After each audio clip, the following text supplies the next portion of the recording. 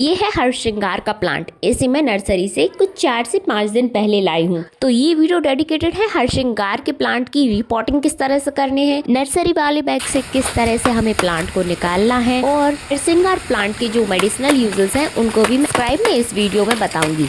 तो चलिए स्टार्ट करते हैं। सबसे पहले मैंने कुछ पत्थर को इस छेद पर रख दिया है। इसके बाद मेरे पास पुरानी मिट्टी थी जो बिल्कुल पत्थर जैसी हार्ड हो गई थी, तो मैं उससे नीचे की एक लेयर को कवर कर दूंगी। तो आगे की प्रोसेस में हम कुछ ऐसा करेंगे कि ये पत्थर जैसी मिट्टी भी फर्टाइल सॉइल में कन्वर्ट हो जाएगी।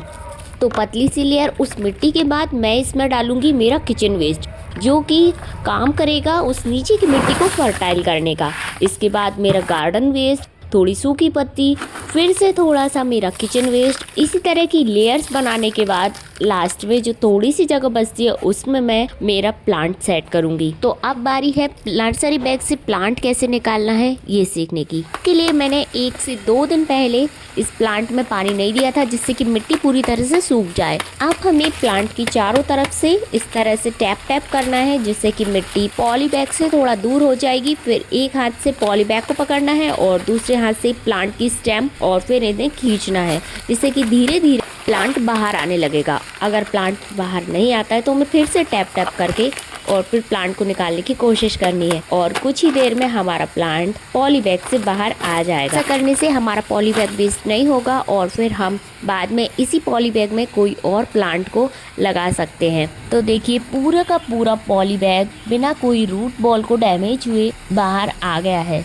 प्लांट लवर्स के पास हमेशा मिट्टी और कंटेनर्स की कमी हो जाती है, तो हमारे पास एक और पॉली बैग मिल गया है जिसमें मैं न्यू प्लांट ग्रो कर सकती हूँ। आप भी इस चीज को ट्राई करना और फिर इसका रिजल्ट बताना। अब हम हमारे हरश्रृंगार प्लांट को बकेट में रख के रूट बॉल को हल्का सा लूज कर देंगे, जिससे कि रूट अच्छे से फैल पाए। हरश्रृंगार प्लांट एक आयुर्वेदिक प्लांट है जिसकी लीफ, फ्लावर, छाल, रूट्स और इवन सीड्स सारी चीजें मेडिसिनल है। इसके यूज से fever, arthritis, pain, digestive problem ठीक कर सकते हैं।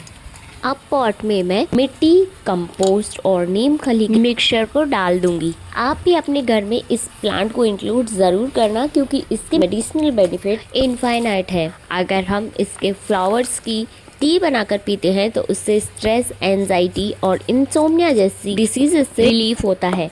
इसके रूट्स का यूज कॉन्स्टिपेशन और यूरिनरी इश्यूज से रिलेटेड डिसीजेस को ट्रीट करने में यूज किया जाता है। इसके सीड्स का यूज डैंड्रफ और हेयर फॉल को कंट्रोल करने में किया जाता है और लीव्स के हेल्प से हम हमारी इम्यूनिटी को बूस्ट कर सकते हैं। कफ और कोल्ड में यूज कर सकते हैं। जॉइंट पेन, जो आर्थराइटिस में जॉइंट पेन होता है उसमें, या नॉर्मल जॉइंट पेन में भी इसका यूज कर सकते हैं। तो इस तरह से यह एक प्लांट अपनी सारी की सारी चीज़ों से हमारे लिए मेडिसिन प्रिपेयर कर सकता है। और इतने सब के बाद भी ये बहुत हार्डी प्लांट है। इसे बहुत ही मिनिमल केयर की ज़रूरत होती है। बड़ी ही आसानी से ये हमारे नॉर्मल गार्डन में या बालकनी टेरेस गार्डन में आसानी से ग्रो हो जाता है।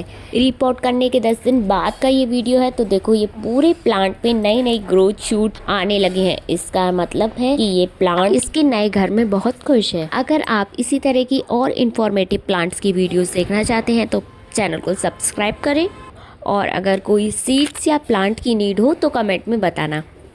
Thanks for watching.